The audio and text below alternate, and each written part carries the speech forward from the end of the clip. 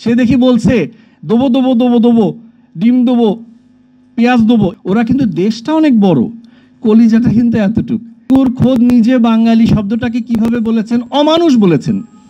কিভাবে 7 কোটি সন্তানের হেমুগ্ধ জননী রেখেছো বাঙালি করে মানুষ করনি। তাহলে কি মুমিনের বিপরীতে কি থাকে? কাফের। বিশ্বাসীর বিপরীতে অবিশ্বাসী। তো মানুষের বিপরীতে কি ভাই? তো একজন ভারতীয় বাঙালি এই বাঙালিকে বলছে, তাও বাংলাদেশি বাঙালিকে, 7 কোটি সন্তানের, কিন্তু সে কিন্তু তার বাঙালির কথা বলে নাই। তার মানে আমাদের বাঙালিকে তারা অমানুষ মনে হয়।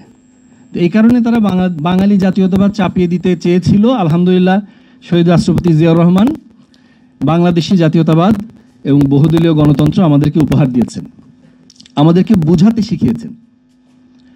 আচ্ছা, যেহেতু সময় কম, আরেকটা জিনিস বলি, সম্পর্ক কোন পথে যাচ্ছে, কোন পথে যেতে হবে, এই হিসাবটা করলে দেখতে পারবেন। শের বাংলা একে ফজলুল হক, বাংলার বাঘ, উনি কি বলতেন? তোমরা যদি কখনো দেখো, আমি একদম কোট টু কোট বলছি না, কথাটা এরকম বলেছি না, তোমরা যদি কখনো দেখো যে দাদারা বা ভারত আমার প্রশংসা করছে, তাহলে বুঝে নিও যে আমার কিছু প্রবলেম আছে। তার মানে I am not on the right track. তাহলে বুঝতে হবে ভারত আমাদের এখানে কি কি বন্ধ করেছে। একটা জিনিস খেয়াল করবেন, যে কোনো একটা জাতি যখন নীতি নৈতিকতার নিচের দিকে যেতে থাকে, তখন তাকে মূল্যবোধ দেয়। তার সংস্কৃতি, তার শিক্ষা, তার ধর্ম, এগুলো কিন্তু তাকে সেখানে বলে okay give it a break, একটা পজ দাও, তুমি মনে হয় ভুল হচ্ছে, একটু নিজেকে শুধরে নাও। সে যে ধর্মই হোক, সে তার স্ক্রিপচার যদি দেখে তাহলে দেখবে যে না, এখানে আমাকে একটু থামতে হবে, আমার মনে হয় ভুল হচ্ছে। ভারত বাংলাদেশকে উদ্বুদ্ধ করে জঙ্গি নাটক সাজিয়ে এই দেশে ইসলামিক টিভি, পিস টিভি এগুলো বন্ধ করেছে। তার মানে বুঝতে হবে তারা তাদের আগ্রাসন চালু রাখতে গিয়ে কোথায় কোথায় হাত দিয়েছে, ওগুলো আমাদের খুঁজে বের করতে হবে। সূরা আহজাবের 33 নম্বর সূরা 60 নম্বর আয়াতে যদি যান, এরকম দুষ্ট প্রতিবেশী যারা থাকে, সংস্কৃতি নষ্ট করতে চায়, এই দুষ্ট প্রতিবেশী যেগুলো মুভেবল, এই যে দেখেন না দালাল যারা আছে, এমনও কিছু দালাল আপনারা দেখতে পাবেন এই সংস্কৃতির ভিতরেই বসে আছে। আচ্ছা ভাই, একটা খেলা আমার যে দেশে খেলা পছন্দ হতেই পারে, তো পাকিস্তানের সাপোর্ট কেন একটা ইন্ডিয়া বাংলাদেশ পাকিস্তান খেলার মধ্যে সাপোর্ট করলো? সেই জন্য একজন সংস্কৃতি ধ্বজাধারী বলেছিল যে এরা নাকি স্বাধীনতার বিরোধী, পাকিস্তান সাপোর্ট করার কারণে। খেলা পছন্দ করেছে, আসলে তারা ভারতের পক্ষে। এই গত 5ই আগস্ট আসলে মাফিয়ার পরাজয় হয়নি, প্রকারান্তরে পরাজয় হয়েছে ভারতের। এগুলো তারা হিসাব করছে, তাই না? তো এখন বিষয় হলো প্রতিবেশী যেগুলো মুভেবল, সেটা তো এক জিনিস, আমরা তাদেরকে হয়তো খুঁজে খুঁজে তাদের যারা এসব দোষ তাদেরকে সরাতে পারবো, আজ হোক কাল হোক ইনশাল্লাহ। কিন্তু যেটা ইমুভেবল, ওটা কিন্তু বাস্তবতা। এই ইমুভেবল যে বাস্তবতা, যে রাষ্ট্র, এই রাষ্ট্রটাকে তো আমরা সরাতে পারবো না, তাই না? তাহলে প্রতিবেশী রাষ্ট্র হিসেবে তার সাথে আমার চোখে চোখ রেখে, আই টু আই রেখে, তার সাথে আমি যে ডিল করে আমার যে অগ্রাধিকার ভিত্তিতে, দেশনায়ক জনাব তারেক রহমান যেটা 31 দফার 19তম দফায় বলেছেন যে নিজের দেশের স্বার্থকে অগ্রাধিকার ভিত্তিতে আন্তর্জাতিক সম্পর্ক উন্নয়ন করা, এটা হলো তার 19তম দফা।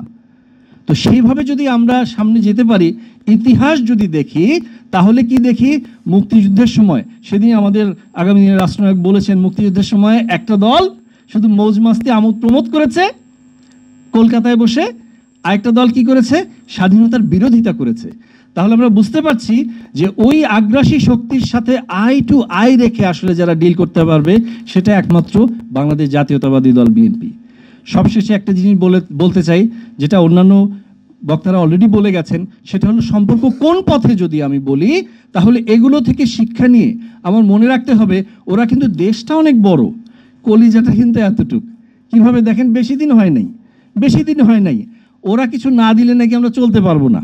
এই তো একটু আগে রাশেদ ভাই বলে গেলেন, এই যে ভিয়েতনাম থেকে আসতে এতদিন লাগবে, এই রিপাবলিকানের একজন আছে না, ময়ূখ না কি জানো ভাই, নামটা কি জানো, যাই হোক হোয়াট এভার, এই ধরনের কিছু একটা, সে দেখি বলছে দেবো দেবো দেবো দেবো, ডিম দেবো, পেঁয়াজ দেবো, এরকমই কিছু একটা। আমি মানে কোট টু কোট বলছি না, যে ভাইয়া ভিয়েতনাম থেকে আসতে এতদিন লাগবে, চায়না থেকে আসতে এতদিন লাগবে, তারপর পাকিস্তান থেকে আসতে এতদিন লাগবে, মালয়েশিয়া থেকে এতদিন লাগবে, ডিম দেবো, পেঁয়াজ দেবো, 2 দিন লাগবে, নেবে। আমার মনে পড়ে গেছে কি, আমার বাড়ি কিন্তু গাইবান্ধা ভাই। আগে যখন যেতাম ট্রেনে যেতাম, শীতকালে বেড়াতে দাদাবাড়ি নানাবাড়ি, ওই জামালপুর বাহাদুরাবাদ ঘাট পর্যন্ত ট্রেনটা যেত, তিস্তায় যেত, তিস্তার পানি, তিস্তা বললে আবার তিস্তার পানি মনে চলে, যাই হোক। তো ওখানে গিয়ে হেঁটে বাহাদুরাবাদ ঘাটে গিয়ে স্টিমারে উঠতাম। তো ওখানে দেখতাম ডিম বিক্রি করতো, ডিমো মনে আছে বোধহয় আপনাদের, ফেরিয়ার ইয়েতে। তো কদিন পরে ময়ূখ রঞ্জন ডিম শুরু করবে, মানে ভারতের অবস্থাটা কিন্তু এই জন্য আমাদের করণীয় হলো, এই সম্পর্ক যেহেতু বদলে গেছে একটি পলকে, আমাদের বুঝতে হবে যে তাদের সাথে আই টু আই রাখতে গেলে তারা কিন্তু আমরা কিন্তু অনেক বড় একটা মার্কেট ওদের জন্য। আমাদের প্রত্যেক পদে পদে তাদের একটা দোকানে যাবো, ভাই এটা কি, এটা মেড ইন ইন্ডিয়া, ঠিক আছে ভাই অল্টারনেটিভটা দেন। তাদের পণ্য বর্জন, তাদের সংস্কৃতি বর্জন, সব কিছুকে আমাদের অকপটে বর্জন করতে হবে। তাহলেই আমরা তাদের সাথে সেই আই টু আই রেখে, এবং তারাই অলরেডি ওই ডিম পর্যায়ে চলে আসবে ইনশাল্লাহ।